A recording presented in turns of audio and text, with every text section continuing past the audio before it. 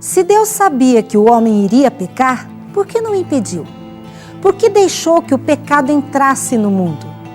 Dizem que Deus sabe todas as coisas, mas se Deus sabe tudo mesmo, então por que não fez imediatamente alguma coisa para acabar com o problema do pecado?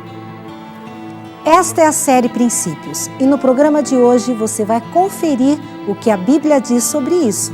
O Está Escrito foi feito especialmente para você. Acompanhe.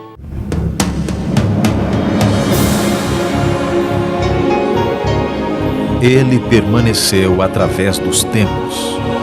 O livro de Deus, a Bíblia. Indispensável em nosso mundo complexo. Está escrito.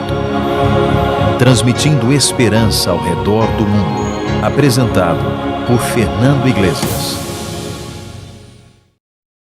Diz a lenda que certo rei era muito rico. Muito rico, porém muito infeliz. Infeliz e sério.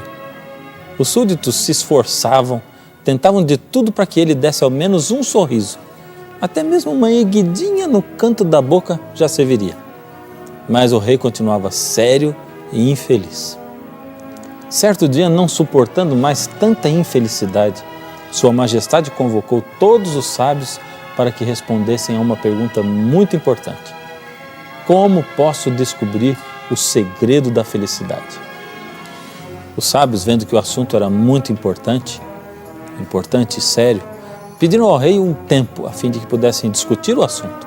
O prazo foi estipulado e ao final dele os sábios vieram com a resposta.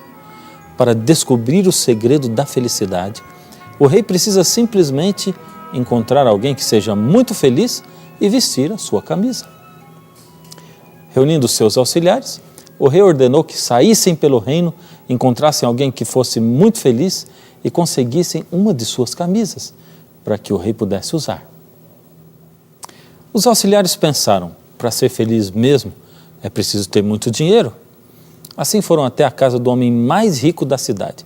Tocaram a campainha e quando ouviram a voz do homem pelo interfone, eu já falei que eu não quero comprar nada, que eu não tenho nada para dar e que eu não estou. Vá embora. Frustrados, partiram para o plano B. Como eu estava dizendo, pensaram, se o dinheiro não traz felicidade, vamos atrás do homem mais bonito. Ao chegarem, tentaram explicar quem eram e que só queriam perguntar se aquele homem bonito era feliz. Mas antes que dissessem algo, os empregados foram falando. É melhor voltar outro dia, hoje o patrão está muito bravo e infeliz. É que ele acordou com uma espinha no seu nariz. E eles saíram procurando por todos os lugares. Procuraram tanto que até se cansaram. Já estavam desistindo quando ouviram alguém cantando Feliz da Vida. Ouviram alguém cantando Feliz da Vida? Cantando e feliz da vida. O que mais estranharam é que viesse música de dentro de uma casa tão pobre. Bateram com cuidado e um homem apareceu na porta entreaberta. Pois não, respondeu ele com um sorriso nos lábios. Então os servos do rei explicaram. Só queremos fazer uma pergunta. O senhor é feliz? O homem então respondeu. Sim, é lógico, eu sou muito feliz. Sou o homem mais feliz da face da terra. Que maravilha! Finalmente encontraram alguém realmente feliz. Agora só faltava o mais fácil. Então finalmente declararam àquele homem. Olha, nós somos súditos do rei e viemos aqui com $1 milhão para comprar uma camisa sua para que o rei possa vestir. Então o homem respondeu, olha, eu teria o maior prazer em vender a minha camisa para o rei, até em doá-la. O problema é que eu não tenho nenhuma camisa. Será que o mundo é um lugar assim, tão sem felicidade, tão sem graça? Os dois únicos livros da Bíblia que começam com no princípio são Gênesis e João. No princípio criou Deus os céus e a terra, é o que diz Gênesis. No princípio era o Verbo estava com Deus e o Verbo era Deus. Você prestou atenção neste tal Verbo do qual fala João? A Bíblia diz que ele estava com Deus e que ele era Deus. No verso 3 diz mais, todas as coisas foram feitas por ele. Então esse tal Verbo é Deus e o Deus que criou a terra. Quem é o Deus Verbo? que aparece lá em João. Em João 1,14 diz o seguinte: e o Verbo se fez carne e habitou entre nós. Quem foi o Verbo que se fez carne e habitou entre nós? Sem dúvida, Jesus. O mais fantástico é que em João, Jesus é chamado de o Verbo, o Deus Palavra. E no Gênesis, o Deus Criador, Jesus, é apresentado criando tudo pelo poder da sua palavra. E disse Deus, haja luz, e disse Deus, haja firmamento, e disse Deus, produza a terra seres viventes. Assim a Bíblia deixa bastante claro que Jesus é o Deus do Gênesis, o Deus Criador.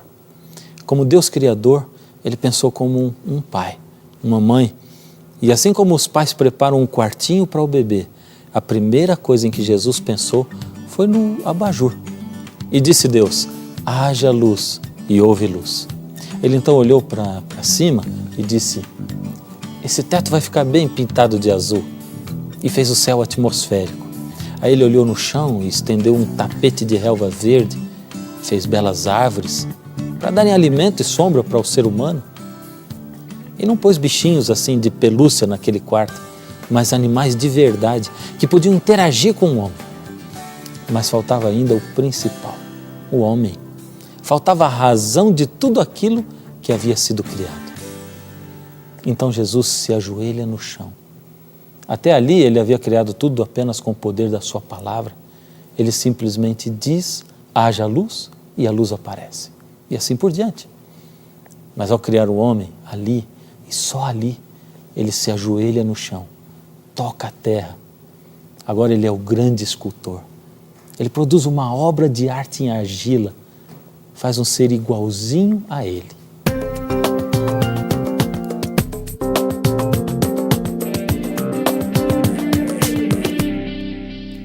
Você e eu somos criados pelas mãos de Deus, a imagem de Deus.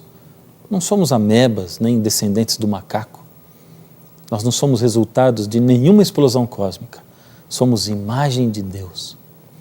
Agora ele se ajoelha mais uma vez sobre a sua obra-prima. E a Bíblia diz em Gênesis capítulo 2, verso 7. E soprou em suas narinas o fôlego da vida, e o homem foi feito alma vivente. Jesus o abraça e ali começa um bonito relacionamento entre pai e filho. Mas Gênesis 3,8 diz o seguinte: e ouviram a voz do Senhor que passeava pelo jardim na viração do dia. Todos os dias, de tardezinha, na viração do dia, Deus visitava o homem e a mulher. Um dia, quando Deus chegava para visitar Adão e Eva, eles faziam uma surpresa para Deus e cantavam para ele uma música a dois. Outro dia, era Deus quem trazia um quarteto de anjos para cantar para os dois. Deus deu a Adão o domínio sobre a terra. Gênesis 1, 28 diz o seguinte: e Deus lhes abençoou e disse, sede fecundos, multiplicai-vos e enchei a terra, sujeitai-a, dominai os peixes do mar, as aves do céu e sobre todo o animal que rasteja.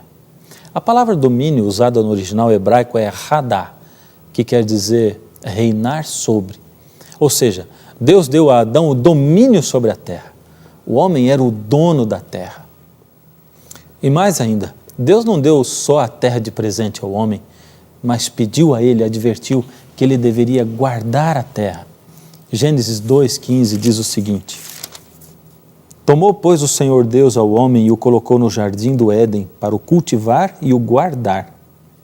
No original hebraico, a palavra usada para guardar é chamar, que quer dizer guardar contra intrusos.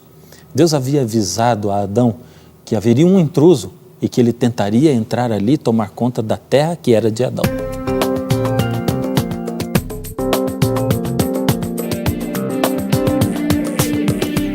Adão esperava ansiosamente por Deus. E quando o Senhor chegava, ele aprendia direto do Pai as coisas maravilhosas e os mistérios da criação. A cada encontro, Jesus advertiu os dois sobre Satanás. Contou a eles a história que havia acontecido lá no céu, do poder que Lúcifer ainda possuía. Jesus explicou a eles que não poderia destruir Lúcifer, pois ninguém no universo sabia o que era o mal. Lúcifer havia deixado uma dúvida em todos. Dizia que Deus era injusto e que não oferecia liberdade.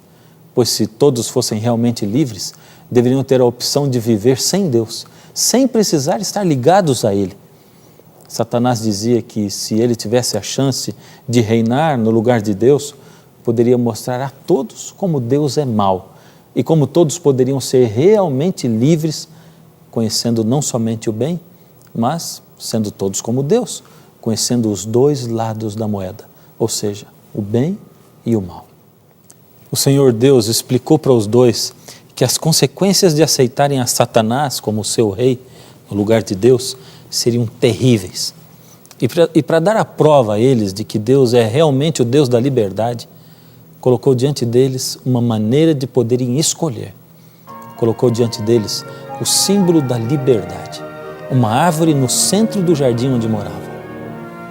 Deus precisava deixar com eles uma maneira pela qual eles pudessem escolher, pudessem exercer o seu livre-arbítrio, liberdade de escolha. Jesus contou a eles que deveriam exercer essa liberdade e que depois que tivessem tempo suficiente para escolherem e provarem de que lado estavam, a árvore seria tirada para sempre da sua presença. Jesus havia explicado que só Ele era a fonte da vida e que se eles escolhessem Lúcifer, estariam desligados da fonte da vida, portanto morreriam. Veja o que ele disse em Gênesis capítulo 2, no verso 16. De toda a árvore do jardim comerás livremente, mas da árvore do conhecimento do bem e do mal, não, porque no dia em que dela comeres, certamente morrerás. E os dois pecaram. Com tudo que Jesus disse, pecaram. Perceba só o que Satanás fez com Deus. Ele pensou, se Deus perdoar esses dois, eu vou mostrar ao universo todo que Deus não é justo, porque não cumpriu a sua lei, que dizia que aquele que se separa da fonte da vida morre, que aquele que peca deve morrer, que o salário do pecado é a morte.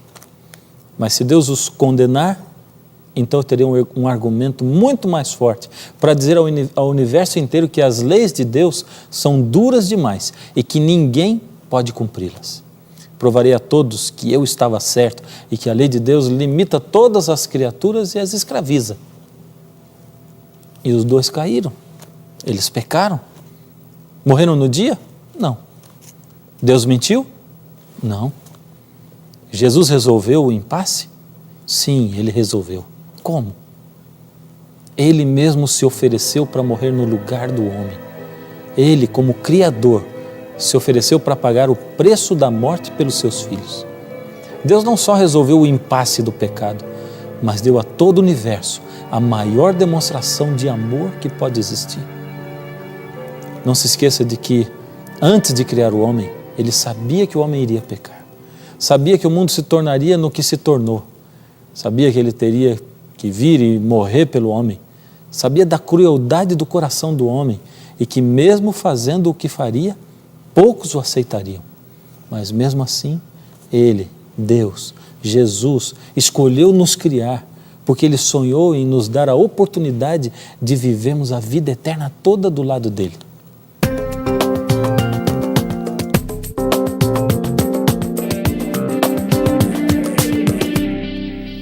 A partir daí tudo mudaria. Satanás começaria a criar doenças, pestes, tempestades, mudanças climáticas, sofrimentos, e os nossos corpos começariam a sofrer as mudanças da morte e as consequências da doença. A partir daí, a própria atuação de Deus na terra estaria restrita, pois Ele não havia sido escolhido como o Senhor do ser humano. Adão, o dono da terra, vendeu o presente que Deus havia lhe dado para Satanás. Agora Satanás era o dono da terra. O próprio Jesus, quando esteve aqui, reconheceu que Satanás é o rei desse mundo. Ele disse, já não falarei muito convosco, pois aí vem o príncipe desse mundo e ele nada tem em mim. Quando você tiver a tentação de reclamar de Deus e dizer, se Deus existisse mesmo, não haveria tanta miséria, tanta fome, tanta injustiça, tanta desgraça. Lembre-se de que o Deus desse mundo não é Deus. O Deus desse mundo é Satanás. Ele é quem causa todos esses problemas e transforma o mundo na desgraça que o mundo é hoje. Eu sei que muitas vezes você se sente desamparado por Deus, sem ter ninguém a quem recorrer. Sei que muitas vezes para você o mundo parece uma experiência que não deu certo. Outro dia li um trecho de uma carta do grande Van Gogh para o seu irmão Theo. E fiquei impressionado ao ver que o grande artista também se sentia perdido. A carta dizia assim: sinto cada vez mais que não devemos julgar a Deus com base nesse mundo, que é simplesmente um estudo que desandou. O estudo está arruinado de muitas maneiras.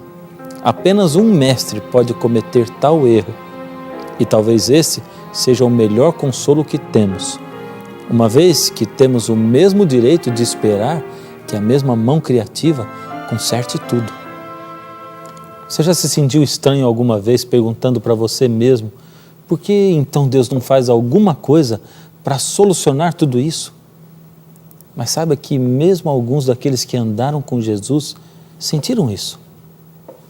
Jesus começou o seu ministério, os seus milagres, e João Batista, primo de Jesus, aquele que batizou, foi preso.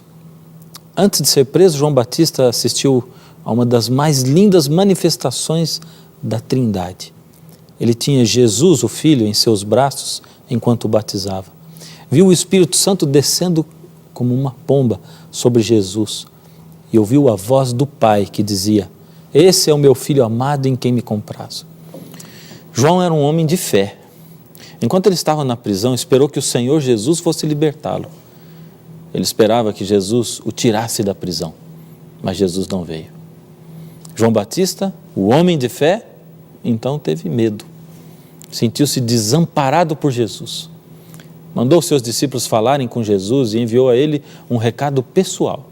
A pergunta que deveriam fazer a Jesus era: és tu aquele que haveria de vir ou havemos de esperar outro? João Batista havia sido escolhido para batizar o Senhor Jesus e agora estava com dúvidas. Sentia-se só, desamparado. Mas como? Então a resposta de Jesus é alguma coisa que nos deixa surpresos. Ele diz algo mais ou menos assim: digam a João que aqui os cegos veem, os coxos andam, os surdos ouvem, os mortos ressuscitam e bem-aventurado é aquele que não perde a sua fé em mim.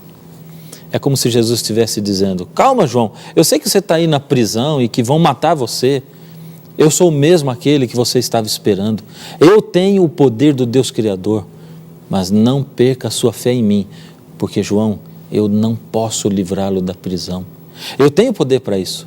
Seria a coisa mais fácil do mundo para mim, mas eu não posso tirá-lo, eu não posso. Deus tem respondido assim para você também: filho, eu sei que a sua mãe está doente, eu tenho ouvido as suas orações, sei que seu filho precisa de mim agora, sei que não está dando para segurar mais essa falta de emprego, mas eu não posso ir, eu não posso fazer isso para você agora. Como assim? Deus não pode agora? Ele não pode tudo?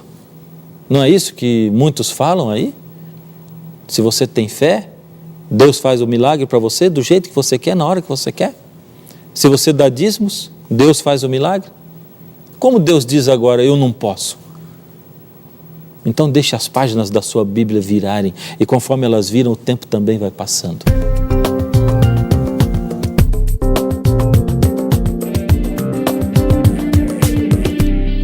Jesus já foi preso, julgado e maltratado. Está na cruz entre dois ladrões. Embora Hollywood tenha tentado dimensionar o sofrimento de Jesus, eles se esqueceram de que o maior sofrimento não foi o dos açoites nem dos pregos. O maior sofrimento começou a acontecer um pouco antes da cruz, lá no Getsêmani, quando Jesus recebeu sobre ele os seus pecados e os meus. Sobre ele, naquele momento, foram colocados todos os pecados da humanidade, desde Adão até o último homem que ainda irá aceitá-lo até o fim desse mundo. Naquele dia, Jesus sentiu como o pecado causou na terra separação. No passado, o pecado separou o homem de Deus, separou o homem do homem, fazendo com que o homem ficasse dividido com a sua consciência entre o bem e o mal. O pecado separou o homem da natureza, quando tudo começou a se deteriorar. E agora Jesus sentiu que o pecado havia causado a maior de todas as separações. O pecado separou Deus de Deus.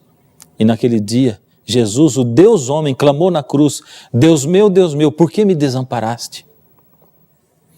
Ah, se Jesus pelo menos pudesse enxergar o que havia por trás da escuridão que envolvia a cena da cruz. Seus olhos manchados pelo pecado de toda a humanidade não podiam enxergar o que estava acontecendo. Jesus só podia ver aquela escuridão. Por isso ele se sentia desamparado. Mas que escuridão estranha era aquela. Deus é quem havia enviado aquela escuridão. Ele não podia suportar ver aquela cena. Não podia ficar ali de longe, apenas contemplando todo aquele sofrimento do seu filho. Por isso Deus mesmo enviou a escuridão, para que pudesse o próprio Pai se esconder ali pertinho aos pés da cruz. Todos os anjos deixaram o céu para ficar ali ao lado do seu Senhor, Miguel, o líder de todos os anjos. Deus se escondeu naquela escuridão porque o Senhor Jesus não podia ser confortado pela sua presença. Ele havia escolhido criar o homem, mesmo sabendo que teria que morrer por ele. Agora era hora de pagar o preço da liberdade. Há poucas horas atrás, Jesus havia orado, clamando ao Pai: Pai, se possível, passa de mim esse cálice sem que eu o beba. Naquele momento, Deus se calou. Agora Jesus estava na cruz, carregando sobre si os pecados de toda a humanidade. Jesus se sentiu como João Batista, desamparado. E Deus respondeu para Jesus o que Jesus respondeu para João: Filho, fique aí, porque eu não vou tirá-lo da cruz. Filho, fique aí, porque agora eu não posso tirá-lo. Eu não posso. Deus pode? Ele tinha poder para tirar Jesus da cruz? Sim, ele tinha esse poder. Mas se Jesus saísse da cruz, todos nós estaríamos perdidos hoje. O pecado teria vencido. Lúcifer arruinaria o universo para sempre. Deus não age todas as vezes nesse mundo dominado pelo pecado. Porque você e eu temos um Deus que respeita as suas próprias leis. Quando você for tentado a perguntar: por que Deus não faz algo para resolver o problema do pecado?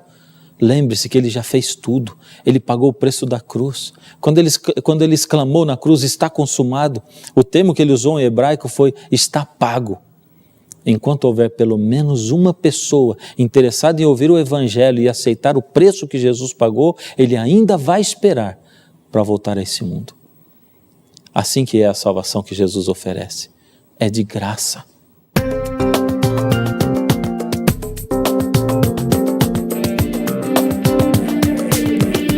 Numa tarde o telefone tocou lá em casa. Do outro lado da linha, uma mulher se apresentou como se chamando Graça. Eu estava lá há pouco tempo, cuidando dessa igreja. Apenas 2 meses como pastor. Eu não tinha ainda conhecido todas as pessoas, não conhecia bem os membros da igreja. A Graça chorava muito e dizia: pastor, venha por favor fazer uma visita aqui na nossa casa. O nosso filho está muito doente, precisa de uma oração urgente. Quando eu cheguei na casa, percebi uns móveis diferentes. Um berço hospitalar, um cilindro de oxigênio. É que quando a Graça ficou grávida, eles esperavam com muita ansiedade um menino. Ele ia se chamar Paulinho, como o pai. Arrumaram um quartinho, com cômoda, bichinhos, e o bebê nasceu. Ela ainda estava tonta por causa da anestesia, e o médico avisou que o bebê tinha problemas de saúde e precisaria ser operado imediatamente. Na verdade, o bebê era portador da síndrome de Charge, uma doença rara. Tinha nascido com lábios leporinos, fenda palatina. Ele não iria andar, ia ter um problema mental. Nunca iria se alimentar pela boca, mas pelo estômago. Quando o bebê foi para casa, o médico explicou que se ele não tivesse muitas convulsões, seu quadro poderia até melhorar. Mas se tivesse convulsões, tudo poderia se complicar ainda mais. Graça me pediu, naquele dia, que fosse à sua casa. E ela disse: pastor, ore para que ele não sinta dor. Porque eu sou mãe, eu sei que ele está sofrendo muito com tudo isso. Ele tem tido de 10 convulsões por dia, mais ou menos. Eu não peço uma oração para ele sarar, para ficar bom. A minha oração é simplesmente para o meu bebê não sofrer tanto como ele tem sofrido. Enquanto a Graça falava e chorava ali na minha frente, eu estava orando a Deus para me dar as palavras exatas que eu devia falar. Na minha mente tinha também uma pergunta. Uma pergunta que ainda não tinha sido respondida por ninguém. E eu precisava fazê-la naquele momento. Então, depois de aconselhar a Graça e o marido, e depois de orar com eles, eu perguntei.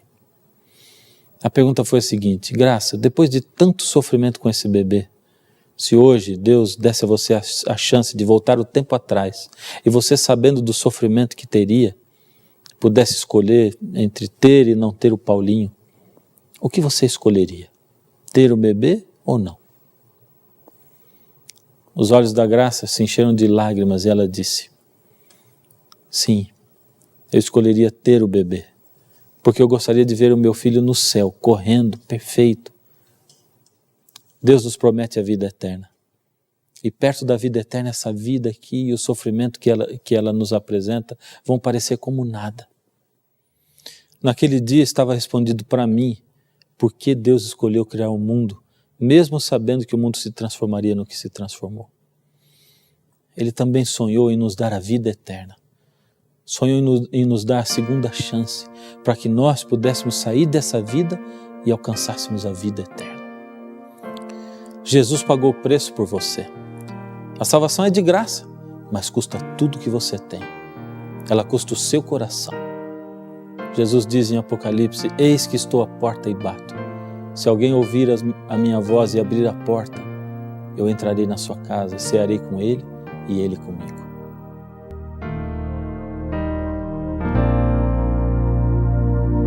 Senhor Jesus, eu quero tua graça, teu favor é tudo para mim. O mundo perdeu seus encantos, a glória encontro em tua cruz. Tua graça me basta, Senhor. Tua glória me envolve com amor. Vou cantar que hoje aceito sacrifício de Jesus. Fui salvo pelo sangue que verteu por mim na cruz. Tua graça me basta, Senhor. Minha alma se entrega em louvor. Me aceita no serviço em prol do homem que caiu sem luz. Eu quero refletir a graça que emana de Jesus. Fui salvo pela graça, sou salvo pela graça, maravilhosa graça de Jesus. Tua graça me basta, ó Jesus.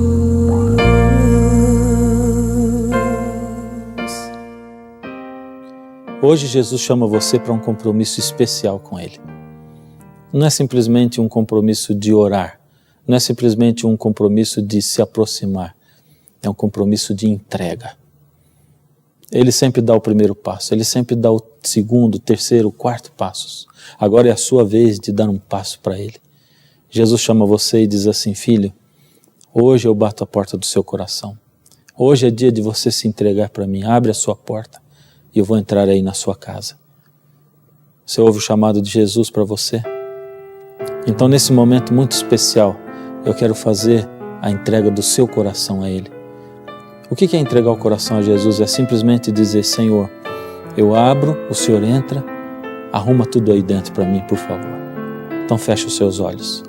Senhor Deus, arruma essas vidas que aí estão, Senhor.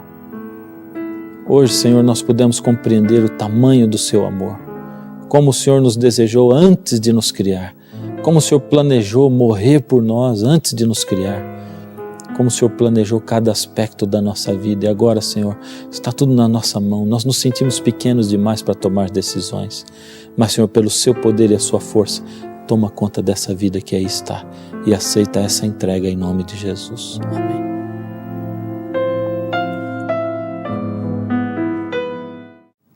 No programa de hoje você pôde ver que Deus criou o homem mesmo sabendo que ele iria pecar, porque Deus respeita a liberdade de escolha. Só existe amor quando existe liberdade, e isso é um princípio divino. Com a entrada do pecado, quem mais sofreu foi o próprio Deus. Para saber como Deus resolveu o problema do pecado, peça agora mesmo a revista Princípios. Ela é inteiramente grátis. Faça contato conosco. Você pode escrever uma carta, nos telefonar, mandar um e-mail, como preferir. Estamos esperando você. Chegou a hora de dizer até logo. Nós temos um encontro marcado aqui no Está Escrito, no próximo programa. Até lá, não se esqueça. Nem só de pão viverá o homem, mas de toda palavra que sai da boca de Deus. Tua graça me basta, Senhor.